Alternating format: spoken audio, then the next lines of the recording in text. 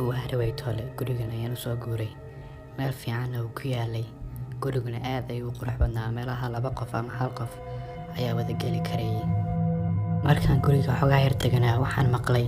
shanqadh iyo meelaha gidaarada ka soo baxaya maalinkii koowaad waxaan ku maqlay jikada maalinkii kalena waxaan ku maqlay musqusha maalinkii saddexaad waxaan ku maqlay qolkan seexanayay waxaan isdhahay xayawaan ayaa gidaaradeeda ku nool laakiin runtii ma ogeyn aroornimadkii waxaan arkay caanihii oo layga dhameeyey kadib waan yaabay runtii waxaan ogyahay oon ku dhaaranayaa inaanan anigu cabbin maalin walba waxaan ugu soo toosiyey cuntadeeda oo bar laga cunay habeenkii afraad waxaan maqlay neef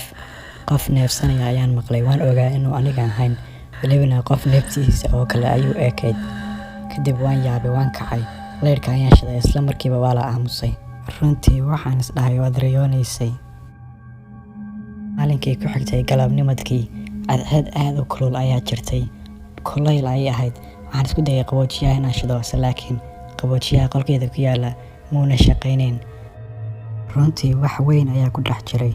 oo hawada dib u celinayay kadib toosh ayaan ku iftiimiyey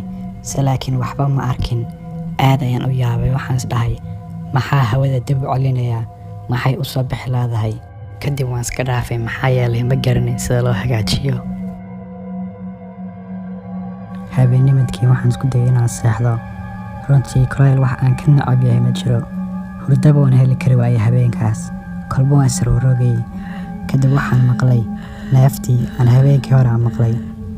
markan waan ogaa inaan riyo ahayn maxaa yeelay waan soo jeeday waxay ka imanaysay bidixdayda 100% hadda waan ogaa meesha shanqadhu ay kasoo baxaysay daaqadii yaradee qaboojiyaha ay kasoo baxaysay kadib waan soo kacay tooshkayga ayaan ku iftiimiyey gebigayga waan naxay markaan arkay indho waaweynoo isoo fiirinaya weligay ma arkin indho ka waaweyn toos ayaan guriga uga baxay anigoo qaylinaya oo balaadhara kadib waxaan ogaaday nin waalan oo halisa inuu guriga igula noolaa oo gidaaradeeda uu geli jiray nin aad u waalan ayuu ahaa oo booliska ka dhuumanaya ilayn isaga ayaa habeenkii cuni jiray cuntadayda umeiteka vyema mpaka na mwili oh yeah dhahiri kwa penzi lako tamu mama nakiri sijiwezi